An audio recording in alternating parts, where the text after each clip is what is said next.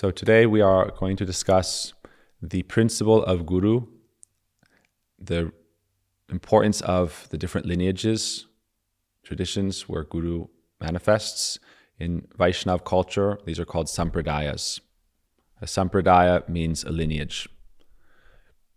A disciplic succession, also called a Guru Parampara, a lineage of masters. And I'm going to draw some parallels between Christianity and Vaishnavism. They're both devotional, theistic traditions. Hinduism has different categories. It's very broad. Sanatana Dharma is the general term for the eternal way. And I'm going to focus on Vaishnava and Christian culture because it is the most theistic, devotional, based on one God. And just in brief, I'll discuss the other paths in Hinduism.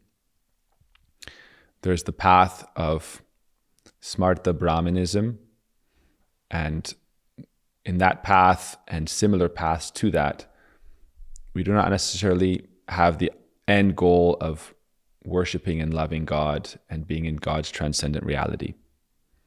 The end goal is, right? Ultimately, we're all trying to be happy, so it's happiness in different ways. But this is an important thing to understand, that God doesn't need our worship. And so the Brahman is the underlying reality supporting all existence. It is existence itself. And so before I talk specifically about Christianity and Vaishnavism, or the theistic devotional traditions from the Dharmic East and from the Dharmic West, I want to speak about the concept that actually God isn't waiting for our worship, but He is eager for our love. If you are eager for that kind of relationship with God. Even atheists and scientists in the modern time believe in God. It's just a question of definition. That's the Sanatana Dharma. Sanatana Dharma includes non-theism. It's just a question of definition, right? So the Brahman means existence itself and its metaphysical nature. So, for example, secular scientists, when they talk about atheism, ultimately modern science talks about metaphysical propositions such as multiple universes, multiverses. That's getting to the edges. But even basic science, since the time of Newton and Einstein and so forth, and now more recently quantum physics, it's all metaphysical, and a lot of it is borrowing from Vedanta and concepts of the Brahman, the supreme spirit or the supreme underlying reality. You don't have to call it spirit, but it is that thing which permeates everything, the source of existence. And so science would call it the Big Bang. Everything comes from a singularity, primal energy, and it's light, and that's how God's effulgence is described, the Brahma Jyoti. So people who don't believe in God, they believe in, right? If they believe in the Big Bang, it's the idea of the concentrated force of all existence, which is of the nature of light, photon, right? Anyhow, I'm not getting into so much of the science, but I'm saying they actually describe, I've listened to many different speakers who end up describing what we call the Brahman as an atheist and as a scientist. And a lot of them borrow from Sanatana Dharma with or without knowledge of it. All right? So the point here is that it's explaining reality. Sanatana Dharma means explaining reality and potentiality. And this then goes more into quantum physics, which means on the quantum level, everything is potentiality and possibility. And so before I get into, I'm going to speak about it. And if we do get the chance, we'll read a few quotes from the farewell discourse of Christ before his crucifixion. But the idea here is that first we should come to an understanding. In the beginning of Bhagavad Gita, Krishna explains to Arjuna Sankhya Yoga, which means knowledge of things, knowledge of reality, knowledge of the soul, knowledge of matter, knowledge of this existence we are in. And later on, he gets into the reality of God itself or himself. But the Brahman means the source of life itself, and it permeates all of life. Sometimes that is called Satchidananda. Satchidananda means existence itself, and existence has two components: Chit, consciousness, and bliss. And it's otherwise defined as Chit, consciousness, and Shakti, energy. So Satchidananda is a very important concept. We are existing, and we are consciousness, and there's energy in life. So if you believe in Satchidananda, if you believe in existence, consciousness, and energy, then in Sanatan Dharmic terms, you believe in our religion. Because that's what it is. It's describing the nature of existence, consciousness, and energy. Okay? So you don't have to worship God. It's not necessary. We're going to explain why worshiping God brings you into a loving relationship with God, and it's a better experience of existence. And so on the quantum level, it's a potentiality, a possibility. And if you apply your life in those ways, then you can enter the reality of God, which is transcendent to matter and is a blissful experience. It's an overwhelmingly blissful experience where the infinite himself, in the manner of all love, floods into your life. And you become in love with God, and you become with love with existence. Then you honor all life as sacred because you see God dancing within it. So my point here is that those who are modern scientists and secularists, who are atheists, who don't believe in God, but they believe in existence, consciousness, and energy, we also believe in that. And that consciousness, existence, and energy has levels and layers. And without personality and personalism, we would be denying existence itself. Don't divorce any part of existence from the fabric of being. The only way by which we are talking about existence is through consciousness. And consciousness is incorporated in our form. So without form, vague, unembodied consciousness, we have no verification of its existence. Understand? You can nowhere verify any kind of disembodied consciousness. In practical terms, consciousness is always embodied. For us, the transcendental body or the material body are the vessel for consciousness. Now, there is a universal consciousness, which is what we call God, but you can also call that impersonal, and that is one of the aspects. There is universal consciousness that is impersonal, but that itself is for those who are interested in the personality of God. And in our Vedantic terms, all of existence is the body of God. And so there's actually no real impersonalism. It's just the choice to be impersonal with God. Because all of existence is the body of God. There's so many stories that represent that. We've talked about them before. We're not going to get into too many of the details. But Mother Yashoda saw all existence within Krishna. There's many examples with that. Krishna showed all existence as his universal form to Arjuna, to Duryodhana, and there's many examples like that. But the point I'm making is that we're talking about existence, consciousness, and energy. That's Satchidananda. Ananda is called bliss, but bliss is the manifestation of the feeling of love between consciousness and energy. That is bliss. Bliss is the nature of love.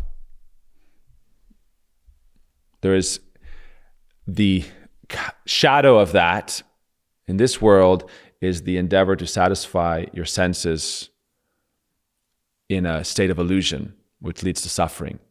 That becomes lust, and it's a competition, and it's a dog-eat-dog, jivo jivasya jivanam world. We're all exploiting each other because we all want to be in the center as the God position. So that is a topic we're not going to delve too deeply into at this point. But I'm trying to get to the Sampradaya discussion, but this is an important premise. All right? Consciousness lives within existence, and God is all consciousness, all existence, all bliss. Consciousness and energy, in Sanskrit terms, it's called Kriya or Shakti is energy, and it's described to be feminine. And so the personality of energy is the goddess, and there's a hierarchy of the goddess, as there is a hierarchy of the Godhead.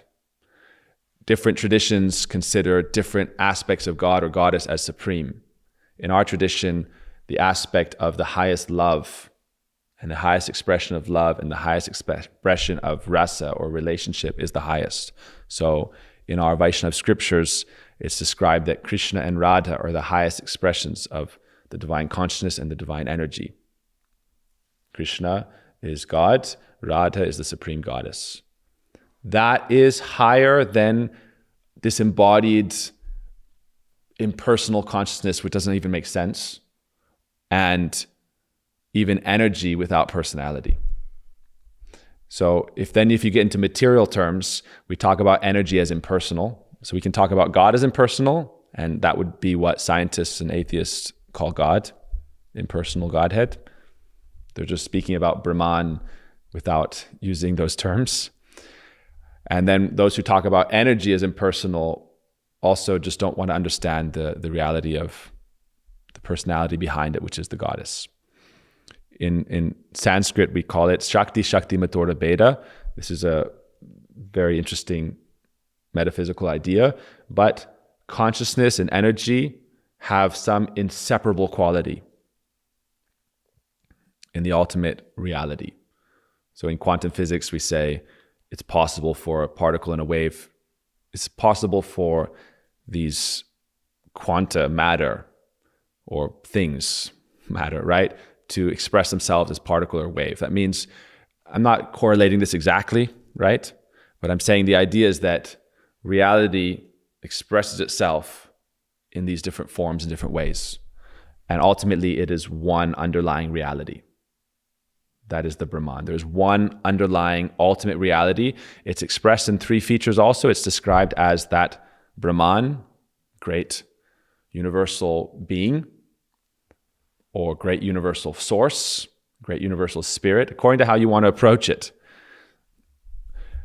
But it is ultimately of one essence. So there's Brahman, Paramatma, Bhagavan. Brahman means that. Then Paramatma means some people see God as the conscious within our heart and present within our heart. And this is the yogis. They meditate on God within. That's why they distance themselves from the external world. They meditate until they can realize God within our heart. And then there's God as the personal Godhead beyond the material existence. Again, I'm not going to get into the hours-long discussion on this. We'll do that in subsequent lectures. It's a very important thing to understand.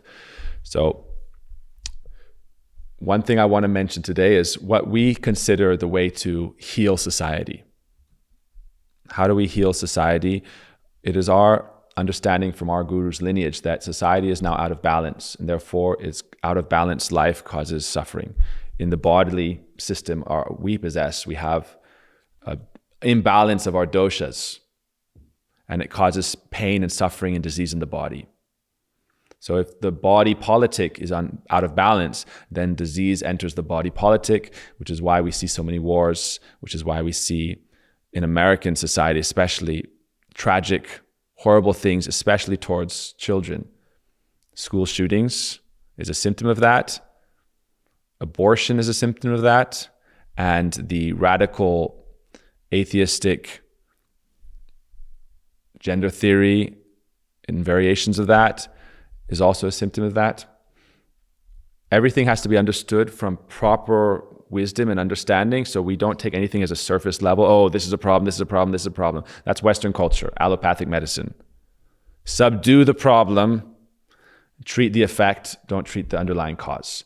So what I'm saying is, what is our answer to heal society? At present, especially God's children need protection. That's why our next festival in our ashram is for Lord Nrsingadev, who is the incarnation of God who protects his children.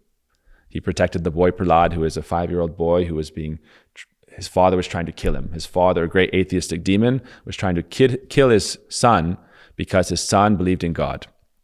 That is the story. It's in all the many different Puranas, Hindu scriptures, Vaishnava scriptures talk about this story. And the essence of the story is that the demonic atheistic father doesn't believe in God, who wanted to be God, to be the center of the whole world's worship. He wanted to conquer the universe and make himself the prime deity of existence that everyone worships. He was a Hindu, and he was a demon. What does it mean? That he followed this culture, this wisdom, without belief in God, but trying to replace God. And that is ultimately the source of what is wrong with society. And it's not one person. In this age, I would say the collective consciousness of the world is operating in that paradigm. The effort to replace God as ourselves. And that is leading to great disease and suffering in society, in the body of the societies of our world. So we have a remedy for that we'll be discussing and we'll be presenting, because it's an important concept. Ultimately, our primary aim is not just to remain in this world without God, but to be with God. And so our focus is on the transcendental and the theistic path of love for God that we practice in our Vaishnava tradition, which is very similar to the Christian tradition, except that the Christian tradition is taking it from outside of the Hindu culture, the Sanatana Dharma culture, whereas Christ actually studied from the teachers and the sages of India and presented the Dharma to the West according to God's mission to him. So we consider him an incarnation of God and Father the Son. So we're going to talk a little bit about that, Christianity, Father, Son, and Holy Spirit, and the Sampradayas. But before that, we have to get into this topic, right? How to heal society. Okay? We have to go from that way of life where we are trying to imitate God. And this is not a male or female thing. This is a general ill of this age. It's called Kali, the age of deceit, hypocrisy. What is the original deceit? That I am God. It's the original deceit. And that causes great suffering. In previous ages, there would be some demons. And they would try to be God, and they would terrorize the rest of us. And so this Lord Nrsimha festival that's coming up represents the age of Satya, the first age, which is generally a very prosperous, beautiful age. But there was one prime demon who said, God doesn't exist and I am God. And when his son said, worship God, love God, he tried to kill his son. Our Guru would state, I translated this lecture from Hindi maybe 15, 16 years ago. And he said that the father, his name is Hiranyakashipu, his son was like the apple of his eye. They give that expression. Gurudev was speaking in Hindi, but then he wrote that, the apple of his eye. It was so dear to him. But what is that dearness? Selfishness. That is the enjoyer sentiment. Because as soon as his son expressed devotion to God as the prime wisdom, then he began to try to kill his son. This is the story. He sent his son to school. That's why I'm talking about the ill of society, the disease in society is the demonic forces trying to destroy God's children. And therefore, part of our remedy for the ill in society is protecting God's children. So, the demon king sent his son to school. He had conquered the world and he had banned all religious practice. We've seen that in our recent times with communism, in the Soviet Union and in communist China, banning worship of God, raising tens of thousands of churches, killing millions and millions of believers in God. So this story plays itself out through time. But in the first age, there was one prime demon who said, you can't worship God. And he tried to kill his son in every way possible, but his son had real faith in God, so he could not be killed. His father tried to throw him out off a cliff. God caught him. That means he was saved. He tried to boil him in oil, could not burn him. He threw him in a pit of snakes. The snakes became his friends. He tried to pierce him with all forms of weapons, would not work. Bhagavad Gita, Krishna says, right? Nainang chintanti sastrani, nothing can pierce the soul. The soul is transcendental. No material weapon can harm you. We talked about this a little bit the other day. The saints are with God. So even though they tried to kill Christ, it's not possible. Yet he offered himself as sacrifice for the betterment of the world. But Christ and Prahlad have a parallel story, actually, in a way. After his father tried to kill Prahlad, when the Lord appeared and killed his father in the lion form, half man, half lion form, which is very interesting, we'll talk about in future lectures. God, the real father asked his son, what boon can I give you? And Prahlad said, first, I don't want anything from you. That's the nature of a real devotee. So this is also the mood of Christ. Oh, Father, I have not come here to take from you. I've come here to give myself to you. So Prahlad, the great devotee, said, oh Lord, I've only come here to serve you and to please you. I don't want anything from you. The Lord was weeping tears of love. He embraced his son, Prahlad. He said, please, I'm asking you, I want to give you a gift. And so he said, may all the worlds be saved and may I suffer for all their sins. This is the prayer of Prahlad. And he said, let my father also, the father of this body, also be saved. And God was so pleased, and he said, actually, 21 generations of your family, backwards and forwards, are already saved because you are a pure devotee.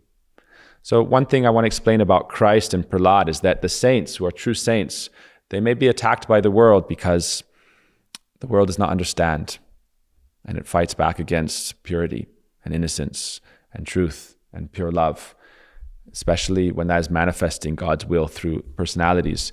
But those personalities can never really be harmed. Like Christ was not harmed. Haridas Thakur, in the time of Chaitanya Mahaprabhu, was an incarnation of Prahlad. He played that same story, that same role as a pure devotee. And they beat him in 22 marketplaces till all the flesh was coming off his bone. It was like the Passion of the Christ. And he would not die, because one thing to understand is that he is in his spiritual form with God. And when you are in your spiritual form with God, that spiritual power also manifests within the material reality, because they're not that far apart, actually. God's power and energy is pervading all existence. It's just that some of it is in the shadow reality, some of it is in the actual reality. But that actual reality manifests upon the material reality, and those kinds of saints are like immortals. They cannot be harmed because the spirit is in its spiritual form with God. If it is their will to leave, they'll leave. If it's not their will to leave, they won't leave. It's up to them. It's up to God. But the point is, they can never be harmed. The end of the Bhagavatam, our great scripture, tells the story of the king Parikshit, who became a pure devotee of God. He was cursed to die in 7 days by the bite of a poisonous snake. But before he was bit, he had realized his spiritual form and he was with God. So Christ is always with God, Prahlad is with God, the saints are with God in their spiritual form, in that spiritual reality, in the perfected form of consciousness and energy in the spiritual dimension, right? Which is the real state and the real home of consciousness. Energy exists in 2 states, the material energy and the spiritual energy. The spiritual energy is divine conscious. Material energy becomes impersonal, inert. The shadow, not the light. So that's a little parallel between Vaishnavism and Christianity and the story of Prahlad. Some people say, oh, you're taking these stories, you want to imitate the story of Christ. No, the story of Prahlad predates the story of Christ by millions of years in our conception. And if you would approach it in a scholarly point of view, it predates it by at least thousands of years. The story of Prahlad predates Christ's story by at least thousands of years. All right, so you don't have to worship God. You can exist in this reality. You can be an atheist and still be basically agreeing with our point of view. It's just, what part of the reality of God do you want to be with? So for us, we practice devotion because we want to be with God, in love with God, in his reality, which is blissful, of the nature of love, transcendental life. Now, how to heal society? We can work towards healing society while also working towards our ultimate aim, which is the love of God and relationship with God. The primary thing that I recommend at this point, through my prayer, and I really don't try to do this from my ideas, But meditate on Satchidananda for a moment. And you can call it Gyan Bal Kriya, you can call it by different names. But there is Shakti, Shakti Matora Beda. The ultimate reality is one. It manifests in two features, consciousness and energy. And consciousness, the source of it is God, and the source of energy is the goddess. And those two are ultimately one, but they appear in two forms. And they exist. And existence itself is their playground. Right? Existence itself is the realm of their transcendental pastimes, their lila. They perform their lila in the material realm and the spiritual realm eternally. The spiritual realm is eternal, present, and blissful, joyful. And material realm is a combination of many things. Duality, material suffering, and happiness. We see that in different incarnations, Ram, Krishna, and so forth. So, we are all, in this day and age, in Satyuga, there was Hiranyakashipu, the great demon. Treta Yuga, Ravan, the great demon, and many others similar to him. What did he do? He also wanted to kill the devotees, like the communists, kill belief in God, and replace God, be the prime, right, the president of the world. In the name of communism, actually, they want to be the ruling class and to replace God by providing no need for private property, no need for a sovereign relationship with God. My relationship in life is the individual with God. Christ or the Guru is actually someone who is just bridging you to God. That's why Christ said, it is the Spirit of the Father in me. I'm in the Father and the Father is in me. It is the Father doing his works through me. That is the mood of surrendered soul. What is that mood of Christ? That's why I'm talking now about our remedy. The mood of Christ is receptivity to God's will. And I give you just a metaphorical representation of this idea. We are both consciousness and energy as soul. Every soul is a particle of Satchidananda. Okay? Every soul is a particle of Satchidananda. It's a particle of God. It is the God particle. But it is not God the whole, it is God the part. All right? So, Sat just means we exist. Anyone believe in that? Do we exist? That was solved by René Descartes, who said, cogito ergo sum. I think, therefore I am. We exist. Do we agree? Census? Anyone? We exist. Done. We verify our existence by the fact that we can understand that we exist. That is consciousness, awareness. Cogito ergo sum. I think, therefore I am. So I'm verifying the fact that I exist because I'm conscious. But I'm also energy. Now, in our metaphysical terms, in Vedantic Vaishnava terms, the soul, as that consciousness and energy, can either focus on aligning more with the God particle or the goddess energy, right? Until we have proper integration of both, we can't be healthy. So ultimately our remedy for society is the proper integration of the masculine and feminine divine energies. As a part of God, we are here to serve God. But the reason there are ills and suffering in society is because most religions are focusing on, again, the patriarchal, only God the Father, no place for honor of the true femininity spirit. And in this age especially, so Ravan, what did he do? In the next age, he kidnapped the goddess to enjoy her directly. Goddess worship. Right? We spoke about that at our Ram festival. Ravan was a goddess worshipper. The original goddess worshipper, as a demon, he worshipped her because he wanted to enjoy her. He wanted to be God, enjoying the goddess. So this is the danger of having only hypermasculinity. You become only the beast.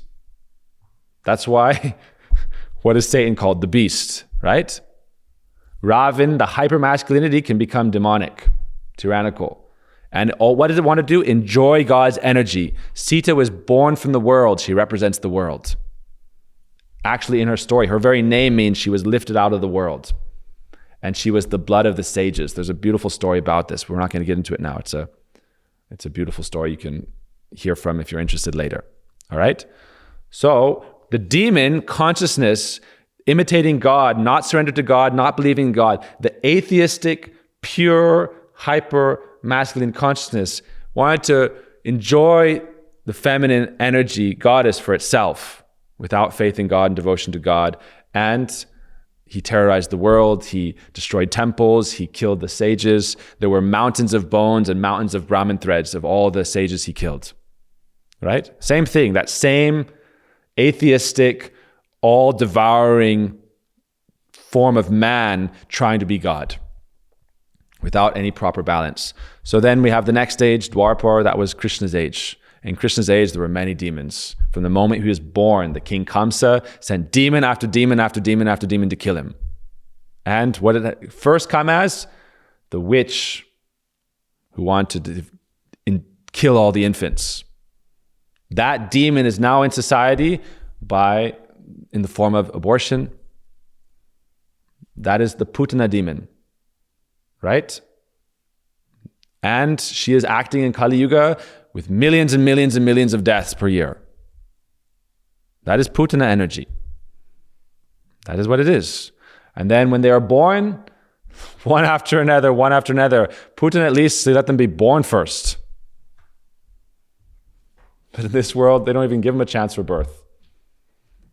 But that same demonic, atheistic temperament, it can come from the masculine side or the feminine side. But basically, denying God, because we're not interested in devotion to God, we're not interested in that loving relationship with something divine greater than ourselves.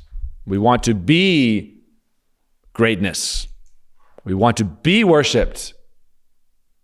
God therefore appears as Guru to humble us and also to give us love and nourishment as a mother and as a father, both healthily integrated.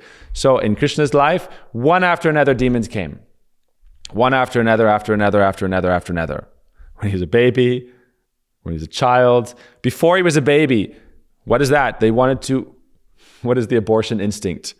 As soon as Kamsa heard that his sister was going to give birth to the child of God, or God himself incarnate, then he tried to kill her. Kill the mother. Matricide, right? Then kill the infant. And one by one, she gave birth to infants that he killed, 6 infants. And then, this is how the story goes, and I'm going to connect this to Christianity now. Balaram was the 7th son of Devaki. Krishna was the 8th son. What happened to Balaram? Balaram appeared, but why I'm mentioning this? Now I'm going to go into Sampradayas and our Guru Tattva, all right? But basically in this age, almost everyone, actually not almost everyone, 84% of the world still believes in God. 84% of the world is part of a tradition that is based on devotion to God. Now, it's complicated, right? But basically, Christianity, Islam, and many Hindu sects believe in God. But still, there is a large portion of the world that is atheistic and that wants to be God. And so I'm not counting that portion of Sanatana Dharma that wants to be God, because the greatest demons in existence came within Hinduism. That means within the matrix of reality, which is. Sanatana Dharma just means what is. Existence, consciousness, energy, it's just what is. All right? So, that way of living with the world causes suffering, causes pain, causes destruction, time after time after time after time after time.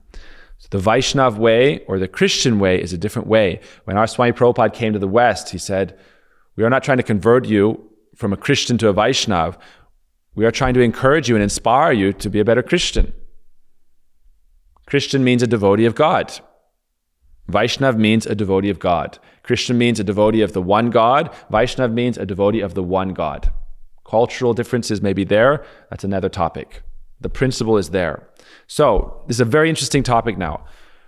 Each Vaishnav tradition has a lineage called a Sampradaya. And the Sampradaya is maintained by the Guru Parampara. All right?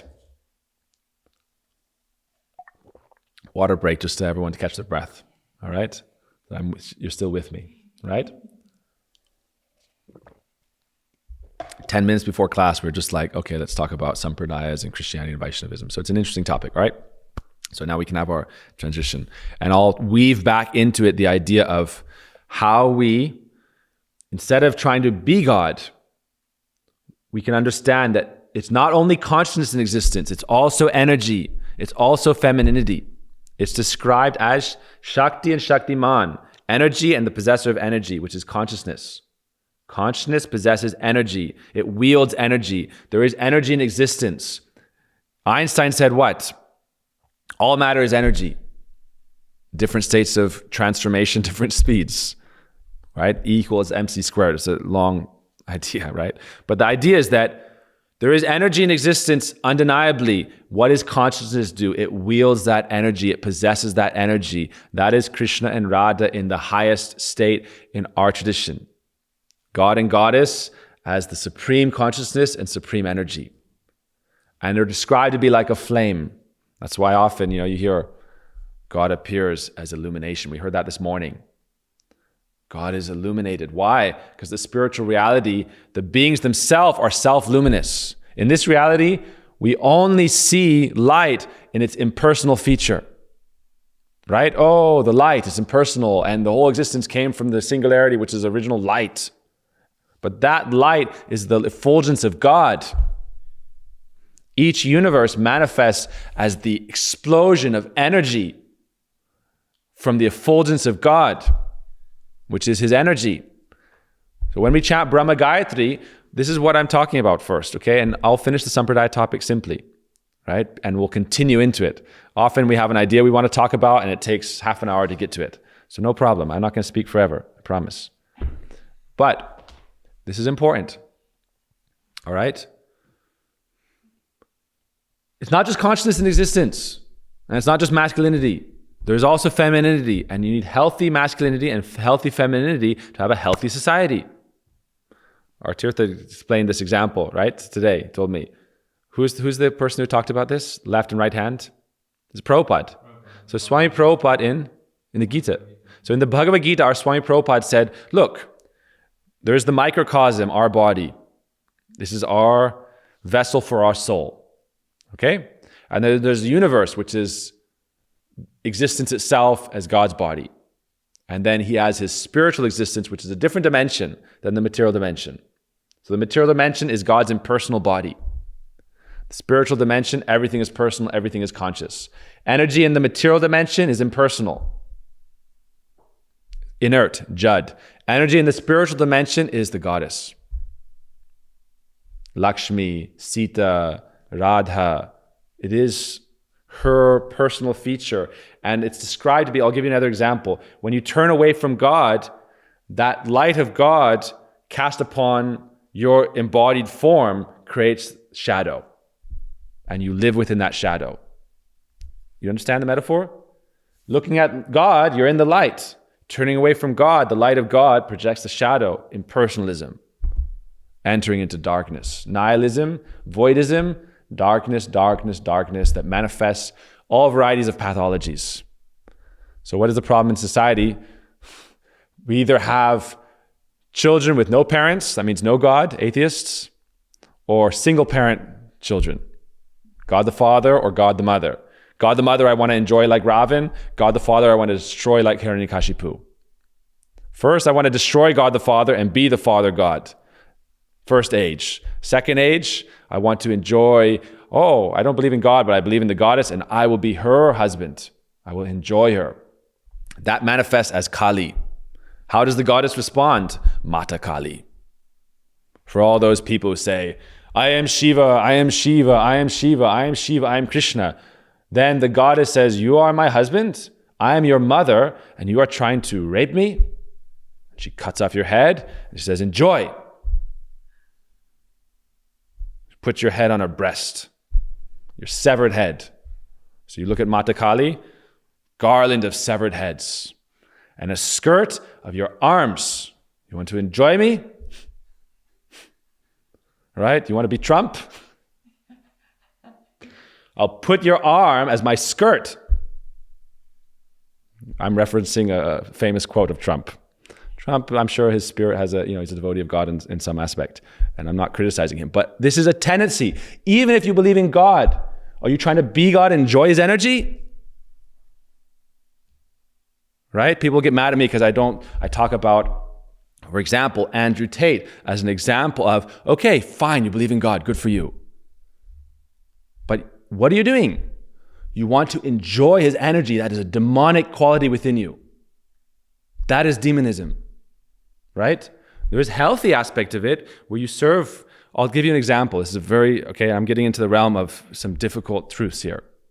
All right? There's a great sage named Gorkshalas Babaji, and one man brought a very beautiful woman, and he said, I've brought a servant of Krishna, a representation of the goddess for you. And he said, very good. You should honor her. You should serve her. You should worship her. You can bear children with her. You can serve children, serve her, but you want to use and throw? That's a demonic quality. Or even if you want to honor and cherish, you're doing adharmic. Andrew Tate's lifestyle is adharma. Maybe now you're having some grand conversion, but based on a tamasic religion. He's adopted a tamasic religion in the mode of ignorance, which is part of the disease in society. And it also represents God's will for some aspect. And okay, I'll get in trouble for that. But it's the truth. It's imbalanced. It's a dosha. Dosha is called a fault. Right? Imbalance of the doshas. Dosha literally means in Hindu fault. Imbalance of the doshas. I want to enjoy God's energy. I believe in energy, but I am the prime male Purush. Ultimately, what does Kali do? The goddess appears as the destroyer. She cuts off the heads and the arms, and she wears them in the world. What is that? Parshuram. The Lord incarnated as Parshuram. He cut the heads off of 21 generations of warriors because they were all demons in the name of religion. She cut off their head. One after another, he annihilated the races because they had no faith in the name of faith in God, they were living as demons. That is going on in the world. That is the ill in society. How does the other side react? Third wave feminism. It's reactory. It's reactive. It is also pathological. And the souls in the sick condition are also trying to enjoy the world as the male. I'm not going to get too far into these, and we can talk about it for hours and hours and hours and hours, and we will, because our service is to help heal society and help individuals go to God and develop their relationship with God.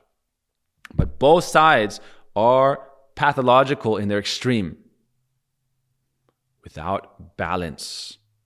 Come to balance. Don't have your idols, especially I ask this for people here. Don't idolize demons. No soul is a demon, but they adopt pathological mentalities, which are demonic, which in our tradition causes great suffering to the world. Even if they're trying to restore order, if they're trying to restore order without proper guidance, they are demons. Prabhupada would say, we kick on their head with boot. That's what Prabhupada would say. So Vaishnavas are fearless because they know the truth and they serve the truth. So, real theism, what I'm recommending is don't try to enjoy energy. That is not our purpose in existence. The soul actually, by its tattva, by its truth, is transformation of the energy of God. And it also possesses the partial component of the Godhead, which is consciousness. So we have consciousness, but we are expansions of the energy of God. That is called Shakti. Therefore, our nature is to serve God. And we serve God by also serving in the world. That is our nature. When we go away from that nature, we create suffering for ourselves and sufferings in society. That is what is going on at every level of our society. I'm not picking on one person. Anyone that's why we say eating meat. What is it? Based off of the slaughterhouse? In the Vedas it said you can eat meat. There is a ritual around it that is very, very regulated. We see that in Judaic traditions. It's very regulated. Why? Because otherwise you're going to open a slaughterhouse and you're going to stuff billions of animals into it.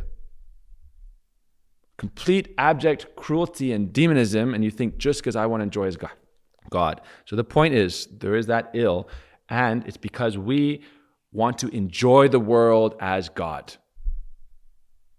We don't want to serve God, and that's why I'm saying there's a part of this that I talk about receptivity. What are we doing? Nowadays, in our Western societies, and also now mostly in the Eastern societies, we are focusing on manifesting our will in the world as prime consciousness to enjoy. That mentality is causing great suffering in the world. War, our Gurudev would say, slaughterhouses result in what? War. Karma has to play out. All those billions of animals are going to reanimate, and then it leads to war. More and more suffering. So, we were talking about this a little bit today. How we are healing society, you have to resurrect the principle of the deity, that you worship God, you have devotion to God, and therefore, the best way is to develop love of God, because then you can see and honor God within all beings. I am here to serve.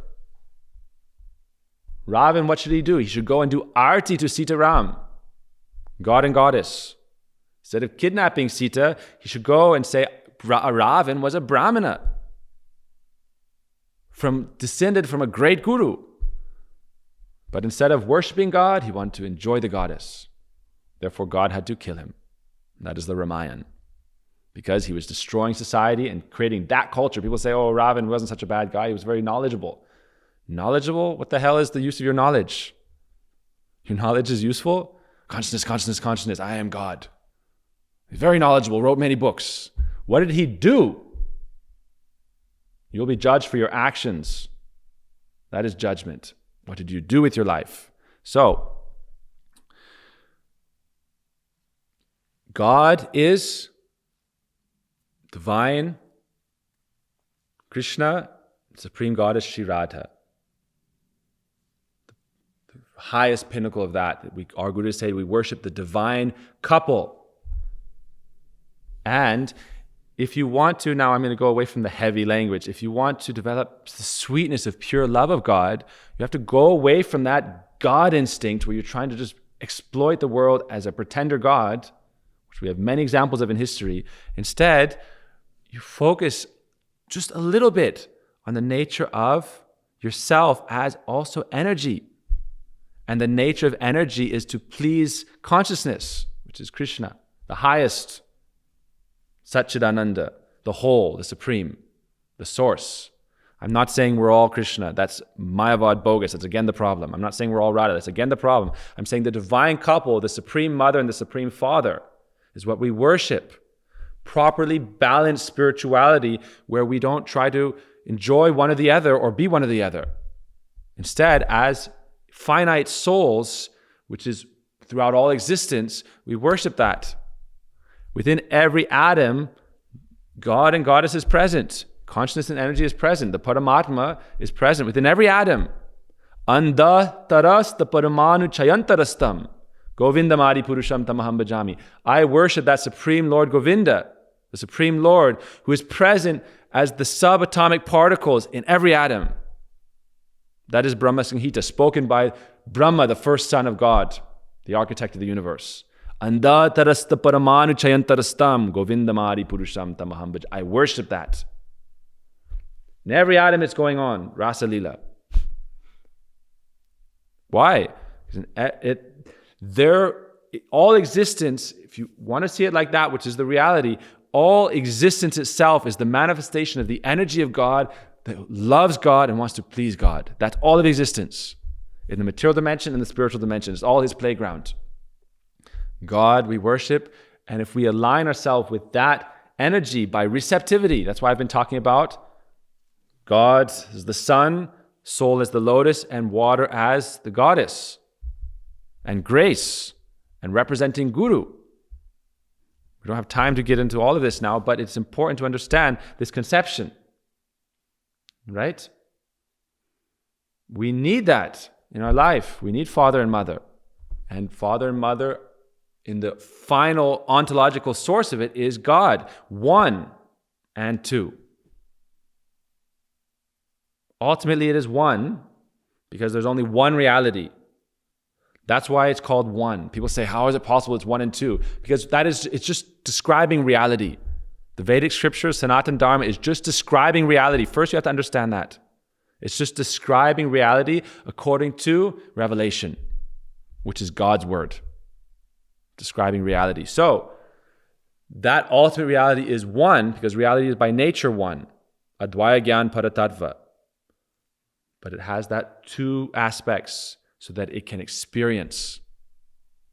It has the aspect of existence so it can experience. It is consciousness so it can experience. And it is energy so it can love. So when you go from this idea that I am the enjoyer to I am to be enjoyed, I give this metaphor. When you walk outside and see a flower, you should appreciate the flower and think, if I could just be a flower that God could smell. What do? You see a flower and you think, I can smell it. I am the subject. That is the God mentality. God is the supreme subject. I am simply his servant. I want to please him. When energy that's the nature of energy, the supreme energy of God, she wants to please her beloved. And as she is endeavoring to please her beloved, he is becoming blissful. She is experiencing Ananda. That's why it's called Satchit Ananda, not Satchit energy. Bliss itself, or the goddess, is what? Shakti energy. Why is it Shakti energy? Because that is how you please your beloved, by your energies. So you are not just consciousness. You are Prakriti. As long as you're trying to be Purush, you will suffer, others will suffer. You're trying to be God. Prakriti means then you can love God.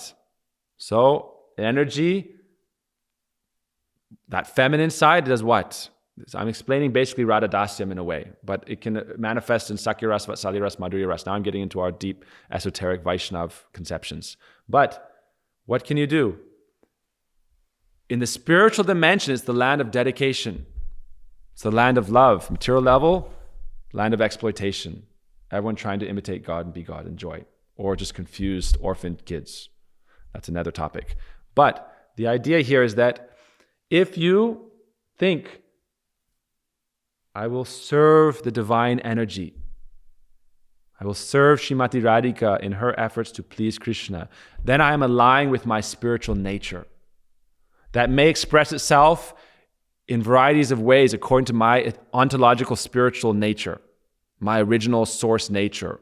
And when I align with her energy in an effort to please God, it's called love. And that love, her grace enters in your soul. That is the sun rays. It's not God the Father. God the Father is the sun. The rays is the goddess. It's her energy of love enters with you and illuminates your soul and gives you an understanding of who you are. Then you as energy and consciousness, because otherwise you can't experience it, you enter the supreme reality where you can exist in an eternal play of love with God according to your nature. Be it as his friend, be it as his lover, be it as his parent. Soul wants to experience love. And they're in an eternal experience of love. Eternal dance of love. That is Krishna Lila, the eternal dance of love. It's a much better reality than lust and suffering. It's called blissful experience of everlasting joy, love, in Krishna's reality. That is the real spiritual nature. And you can enter that spiritual nature when you give up the Purush mentality. That is necessary. So that's why I talk about receptivity. Don't project your will upon the environment of the ashram, because this ashram is where you prepare yourself to enter Krishna's reality. Understand? You're preparing to enter Krishna's reality by serving Srimati Radhika. She is our guru. And you submit. That's why Namaha, offer obeisance. Submit. Give up your ego. Anytime we offer Namaha, it means give up your ego. You are not Purush. You're not the enjoyer. You are the servant. And once you become the servant, you can transcend servanthood and experience concerthood. You can experience love. You can experience motherhood. You can experience friendship with God. Servanthood is a necessary transitional stage. In the spiritual world, no one is servant. Everyone is a lover of God. And we call them servants because their nature is to love God and please God, and that is service. And service itself is blissful, and service itself is love. Because love, ananda, so it's bliss, right? Bliss is the feeling. But what is the source behind the feeling? Love. And love and bliss together is manifest as service. Okay? Love, bliss. Then how does love and bliss express itself? If you are love and bliss personified, we have our teacher in India. Love and bliss personified. What is love and bliss personified doing? Constantly serving. That's what it's doing. Because we talked about this Vaisnavism. Very interesting concept. As usual, we won't get into our Sampradaya topic, but I'll hint at it as a final endnote. Why does Christ say, I am God the Father and Son? Or I'll just hint at it very briefly. And then I'm going to get back to what Vaisnavism was saying, which is there is the pyramid of being. And there's the material pyramid of being, and there's the spiritual pyramid of being. And both, if you adopt one version, you suffer. If you adopt the other version, you're blissful, because one is natural, one is unnatural. One leads to bondage, one leads to freedom. One leads to bliss, one leads to suffering. One leads to light, one leads to darkness. But because I promised, I'll tell you a little bit about Sampradayas. Every Vaishnava theistic tradition and the Christian faith says you need a guru, but the original guru is God himself. And that is called the Holy Spirit. The universal principle, and the original one is always God himself, is a second manifestation. So this is how we understand the Trinity. Okay? How do we understand the Trinity? Is that the head of the lineage, the founder, is always a special incarnation. In our lineage, right? Vyas, incarnation of God. Madhvacharya, incarnation of one of the aspects of God. Ramanujacharya, incarnation of the second manifestation of God, or his brother, Krishna Balaram. Ramanujacharya, manifestation of Lakshman. So the founder of the Sampradaya is the servitor Godhead. That's why people say, oh, but in Gaudiya Vaishnavism, Chaitanya is the founder of the Sampradaya. No. The founder of the Sampradaya, the founder of the lineage, is always the servitor Godhead. And the founder represents God himself in his second manifestation as the servitor Godhead. So therefore, Krishna and Balaram are not different, except Krishna manifests as Balaram to teach love and service to God. And therefore, in the Christian tradition, God the Father appears as Christ, as the founder of his lineage. It's very similar to Chaitanya Vaishnavism. Why? Because Lord Chaitanya had a guru, Christ had a guru. Christ has guru, John the Baptist. Chaitanya's guru, Ishwar Puripat. But when the son of Advaita Acharya, very interesting concept here, right? We have battery life, no problem. All right, this is why I'm talking about being relaxed. If you want me to share what's necessary to learn, be relaxed and receive. Okay, be receptive. So, Chaitanya is God. What is his name? Chaitanya. Krishna Chaitanya. That means God consciousness. That is Lord Chaitanya. Who is his brother? Lord Nityananda, servitor Godhead. Before the servitor Godhead appeared, the mission didn't even begin. As soon as Krishna Chaitanya manifested, when Krishna Chaitanya was ready to manifest, then Lord Nityananda came, who is the representation of the original Guru. And the original Guru is the Spirit of the Father. Right? It's the incarnation of the Father. That's why Christ said, you cannot see the Father in me. You understand? I am in the Father and the Father is in me. The founder of the Sampradaya has to embody that consciousness. He has to serve that. God himself appears as that second form. All right? So who is the founder of our Sampradaya? It is Lord Brahma. Who is Lord Brahma? It's Krishna's son. I'm talking about, we are the Brahma, Madhva, Gaudiya Sampradaya. Why aren't we just the Chaitanya Sampradaya? Because Lord Chaitanya is God. And it's the servitor Godhead who starts the lineage, because they are the teacher, to teach us love of God, service to God. So the Vaishnava traditions and the Christian tradition are the most ultimate, for the West and for the East, the perfect representation of the theistic temperament of devotion to God.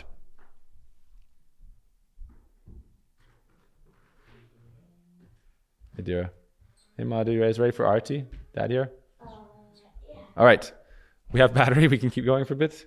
Because tomorrow, again, usually I have to give a heavy class or an interesting class, and then I have to leave for a few days. So tomorrow, again, I'm going. All right? We're finishing up here in 5-10 minutes, okay? Yes. So, the founder, I had this question on the Namras podcast as a question. Someone said, and I didn't get into it because it's like, first of all, we can make this as a clip because I wanted to post this for people to understand. Why aren't we just the Chaitanya Sampradaya? All right, this is an important point. People say, no, we're just the Chaitanya Sampradaya. The reason for that is that it's not God the Father who is the original Guru. It's God the Father incarnated as the servitor Godhead, what we would call God the Son in Christian terms, in the Trinity terms. That God the Son creates the lineage where people learn to worship God with devotion. So in our sampradaya, in our lineage, God the Father appeared as God the Son, Brahma, the first created being. And he started the lineage. And therefore, we are all Brahma Madhva Gaudiya Sampradaya. So in our lineage, if you disrespect Brahma, I'm the way, the light, and the truth, Christ said. How can you disrespect Lord Brahma and be in the Brahma Sampradaya? So Christ says, I am the way and the life and the truth. You cannot go to the Father but through me. That is the principle of any Sampradaya. So first Guru is always God the Son. Then that spirit of God the Father that appeared in God the Son is given in each successive generation so that the lineage is unbroken. That's called the disciplic succession. Again, this is not a Christian idea. Christianity borrowed a Hindu idea, not vice versa. Hinduism predates Christianity, and there's the theistic, devotional Hindu tradition of Vaishnavism that is original, that teaches Beda Beda. The original Vedanta is Beda Beda. Like I've talked about, energy consciousness, one and different. That's the original Vedanta, and it cannot be understood by a rational mind. It can be experienced by devotion and love when God reveals himself to you. So Brahma is the head of the Sampradaya for us. Then in Chaitanya Vaishnavism, when Lord Nityananda came, again representing that servitor Godhead, then therefore Lord Nityananda is the original Guru. But this is the answer for Chaitanya Vaishnavas, why we're not in the Chaitanya Sampradaya. We're in the Madhva Gaudiya Sampradaya. Because again, Madhvacharya is in the Brahma Sampradaya, again representing that quality of God the Son. I'm using different words to explain the same idea. You can use different words to explain it, but that's the principle. You understand? This is the principle. First Guru is always God, second incarnation. Then that's necessary, because then what does Christ say to his disciples? This is right in the farewell discourse. Before he's crucified, he says, when I depart, the Holy Spirit will come and enter within you, and you will do works greater than I have done. This is what he says. Am I correct? I haven't studied this. This is the first time I read it, but I'm telling you, this is how it works. That God the Father, that Holy Spirit, that's why it's the Trinity, the Father, Son, and Holy Spirit. That Holy Spirit is the universal principle of Guru, which descends generation to generation to generation to generation, keeping the integrity of the lineage intact. And also that when the Holy Spirit must enter into jivas, actual souls, who are not the God part, who are not God or God's second incarnation. So that's why in Christian terms, it's the same thing in Vaishnavism, right? In Christian terms, that's why they say, is Christ God or is he the Son? He's the second manifestation of God. But his disciples are not that. A lot of people are saying, I will become Christ. You know, the perfection of life is to become Christ. No. Perfection of life is to become the servant of Christ. And the servant of God and a devotee. Being a devotee is the perfection of life. It is the natural condition of the soul. It gives bliss, it gives love, it gives joy, it gives unending pleasure in the realm of God by serving him, by being in love with him. That's why we call it serve love. It's the essence of our existence. So, that's in every sampradaya. In every Vaishnava Sampradaya, it's there. Whether it's Lord Shiva as the first son, that incarnation of God's energy. There's the Shiva Sampradaya, there's the Brahma Sampradaya, right? There's different Sampradayas. And it said, Sampradaya vihina ye mantra se nisfalabhava. Without a Sampradaya, your mantra will not bear fruit. People get really upset about this. We don't need a guru, and we don't need a lineage, and there's just God, and just us, and blah, blah, blah, blah, blah.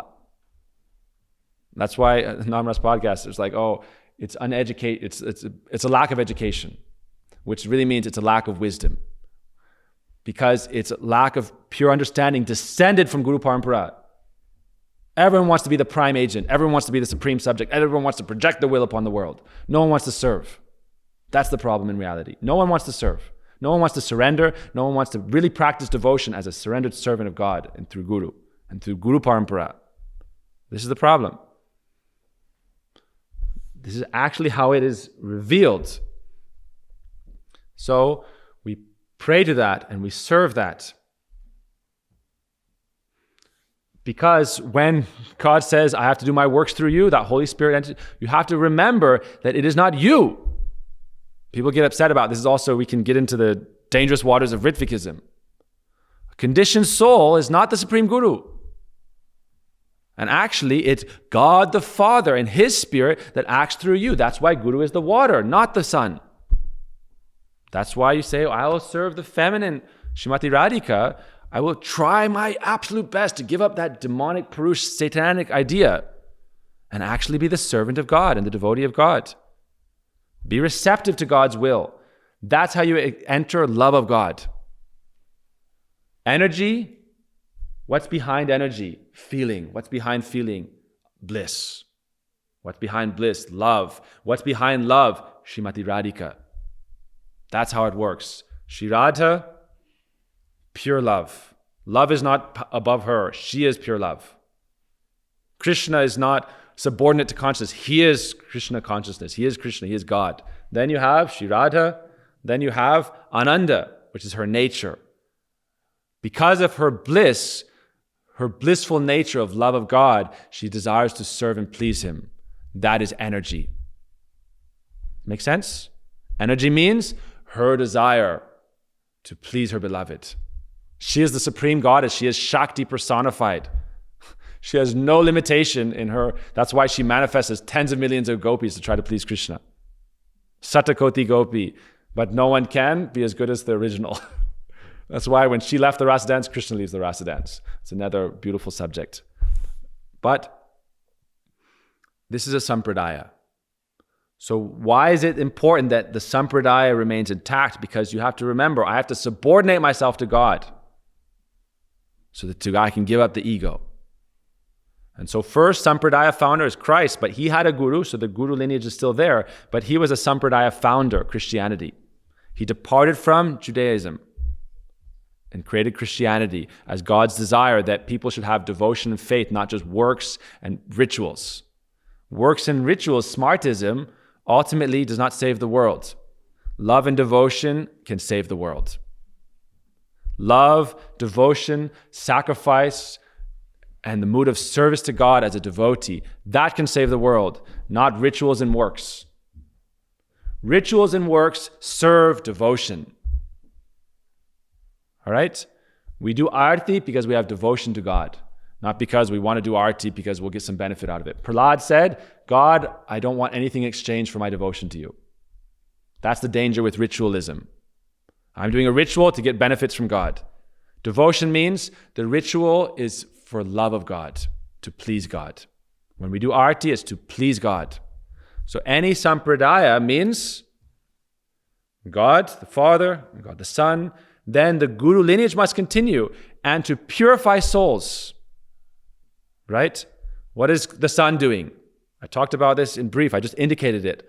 The sun is taking the water that is contaminated and purifying it. Cheto darpana marjanam. Purifying the heart. So it's engaging you. Do the service of guru. Mahaprabhu said, Amar agyai guru hoy tar idesh. On my order, become guru. But what is that? It is not God the Son. It is not the servitor Godhead. It is the servant of the servant of the servant of the servant of the servant of the servitor Godhead, who is the servant of God the Father. That is the Guru, who is a soul, not the supreme soul. So the God the Father, the supreme soul appears. I'm not claiming this about Christianity. I'm explaining Vaishnavism through the prism of Christianity to say that actually the philosophy is the same, but it's just given to a different culture and a different audience at a different time, place, and circumstance. But it is a Vaishnav philosophy. It's a Vaishnav philosophy. I'm not claiming revelatory knowledge. I'm saying I'm explaining Vaishnav philosophy here. That's all I'm saying. I'm explaining Vaishnav philosophy. That's it. So that is the principle of a sampradaya.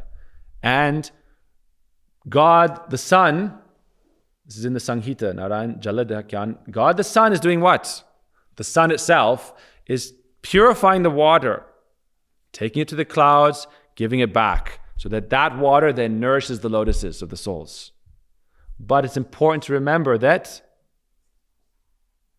no problem, don't worry. Which? Just unplug the thing. I have to get to the final conclusion, which is sweet. I've said some intense stuff, so I have to get to some sweetness of Rasa Leela at the end. Madhurena Samarpa, end with sweetness. All right? We have to end with sweetness. We've talked about demons because Nrsingadev is coming, and we just had the Ram festival. So we're talking about protecting God's children. That's our next festival. How to protect God's children. That's our next festival. So, in the meantime, Guru Tattva is a very mysterious topic. Krishna Tattva, very mysterious topic. People have difficulty understanding. Radha Tattva, more mysterious topic. But it's important to understand these siddhantas so that we can apply them in our life to get to the goal of life, which is pure love of God in our line, which is theistic devotional tradition. All right? So, Guru will engage disciples. It said, Guru who doesn't make his disciples Guru is not a very qualified Guru. Otherwise, how will the tradition go on? So Christ said that God the Father will come as the Holy Spirit and enter. And in Christianity, there is a disciplic succession. Anyone who doesn't believe that is ignorant. I'm sorry to say it, but it's true. In Catholic tradition, you have Pope, then you have Bishop, then you have Deacon, this, that, levels of priests down to every level. There are priests.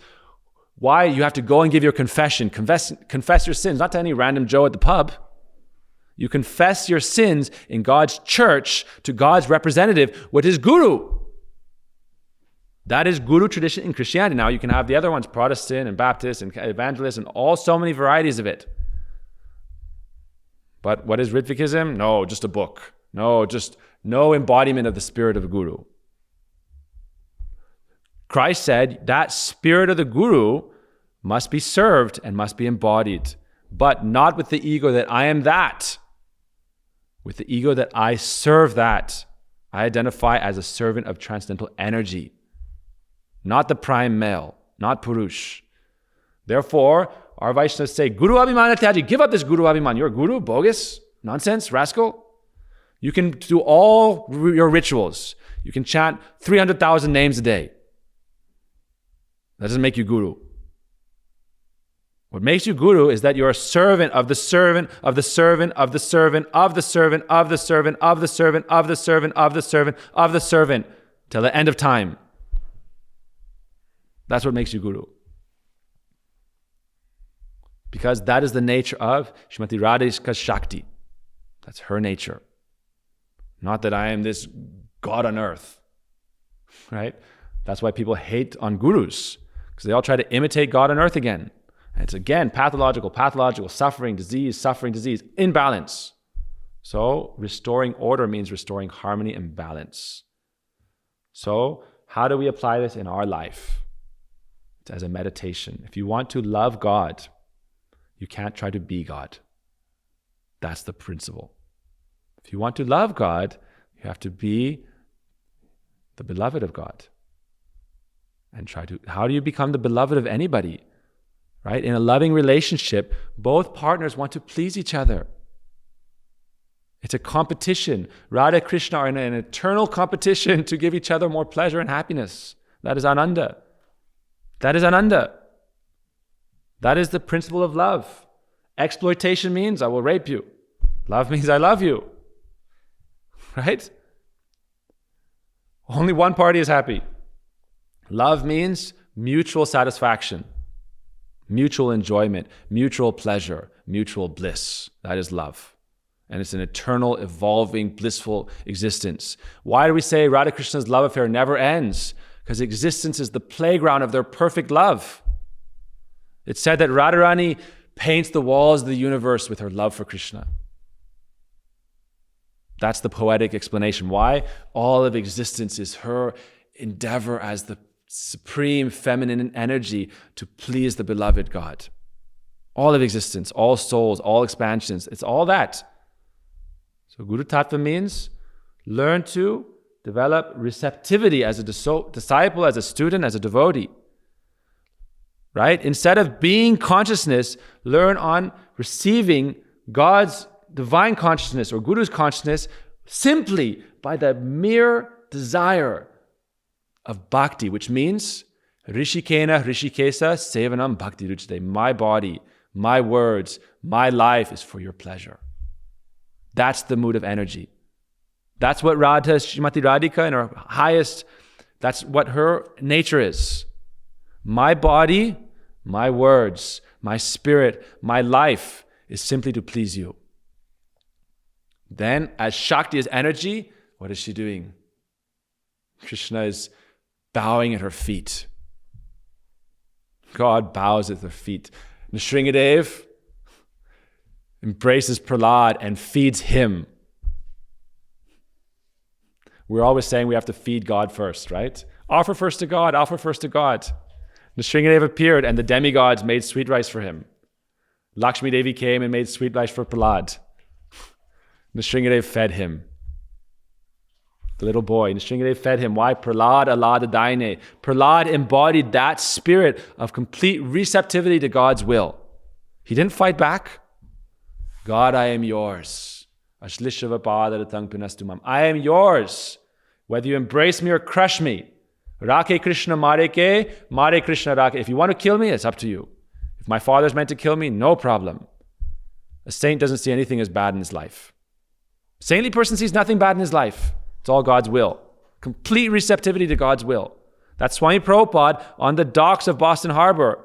God, I am here to satisfy your will. I'm your servant. Understand? Not even your servant. I am the servant of your servant. When our Gurudev came to England, first lecture, he said, I have come here by the desire of Swami Prabhupada. Swami Prabhupada is like Advaita Acharya for Gurudev. You called me, the external reason for his descent. Called for him. But then he said, actually, it's Lord Chaitanya and Lord Nityananda. So the primary cause of Gurudev's coming to the West is Lord Chaitanya and Lord Nityananda, and then Swami Prabhupada, Advaita Acharya. I'm giving a parallel. I'm not saying that it's the same thing, right? But you understand the principle? That it's your will that I have come to fulfill, because I am a maidservant of Srimati Radhika. Even if your position as a cowherd boy, you're still a servant of Srimati Radhika. I've been talking about this for months in different ways. Even if you're as a mother or father, you're a servant of Srimati Radhika, because it's only Srimati Radhika and Krishna in existence. Then all the souls manifest and all the different dimensions manifest. It's all there. It's all part of it. It's all eternally part of it, because it's all eternal. Krishna says in the Gita, never was there a time when you did not exist, nor all these kings, nor ever in the future shall it cease to be. It always exists. But what is the ontological source of it? We are all servants of Srimati Radhika, every soul. And how? Because her desire is to please Krishna. Our desire is to please Krishna. Right? In Guru Tattva terms, Guru never wants to accept direct service. Serve Krishna. If Guru says, serve me, he's not Guru. Guru says, serve Krishna. And then, why is Guru Seva the best method? Because if you do Guru Seva, especially the heart service of Guru, Manobishta Seva, then what are you doing? You're pleasing Krishna. You're trying to serve Guru by pleasing Krishna. This is how it works. So for us, develop receptivity. Don't be in Shiva consciousness. That's not our tradition. Shiva means you're trying to be Shiva. I'm trying to be Christ. I'm trying to be Krishna. Krishna, I'm trying to be Krishna. Shiva, I'm trying to be Shiva. No. Other traditions are fulfilling that need, right? You can go to Sadhguru and try to be Shiva. No problem. And you can go to other traditions and try to be God. No problem. We are not fighting with you. But here, we are trying to serve Srimati Radhika by pleasing Krishna. That's it. That is what we offer in our sampradaya. If you don't want that here, there's the door. If you want to serve Srimati Radhika by pleasing Krishna, by offering your energy of your being to please God, we offer that methodology in this lineage, beginning with Lord Brahma, coming through his disciplic succession, Sri Narad Muni, Sri Vedavyas, Sri so on and so forth, Madhvacharya, Lakshmi Tirtha, so on and so forth, to Lord Nityananda, Madhavendra Puri, Lord Chaitanya, and so on and so forth. But the Sampradaya founder is always the servitor Godhead in Christianity or in Vaishnava traditions. And we are not that. We are not the servitor Godhead. We are the servant of the servant of the servant of the servant, and it is God the Father, that Holy Spirit, that does the work. Why does Krishna say in the Gita, you arrogant fool who thinks I am the doer? Everything is being made to happen only by the energy of God and by the will of God. That's it. There's the energy of God and the will of God.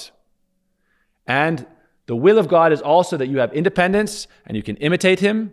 You have independence, you can turn away from him. You have free will. You can exploit, you can enjoy. And here's your playground for it. Samsara. Enjoy, suffer, duality. I will enjoy, I will enjoy, I will enjoy. What is the result? You cause suffering to others by your desire to exploit them. You want to exploit them, cause suffering. Serve and love causes bliss because it pleases God. That's why we're talking about protecting God's children. Why? Serve and love that is pleasing to God. That is bhakti yoga. And free of all material designations, when you develop that desire to please God with your body, mind, and words, this is called bhakti, devotion. That is what we practice. Please forgive me for any of whatever may have ruffled your feathers, but it is my service. And I am not the doer. You think you are the doer? Then you are using your free will wrong. Krishna says it's energy of God and the will of God. That is existence. And the manifestation of the energy and the will of God, there's the multiplicity of souls. Every, unlimited, countless souls. But in the spiritual universe, they're all in the endeavor to please God. Now, there's a very secret, beautiful thing, which is complete freedom, complete independence. That is liberation. And in that realm, there's no regulation. Why is it? Love of God. Complete freedom. There's always freedom. You have freedom to do wrong in this world, and in the spiritual world, it's the land of love, and you have complete freedom to express your love.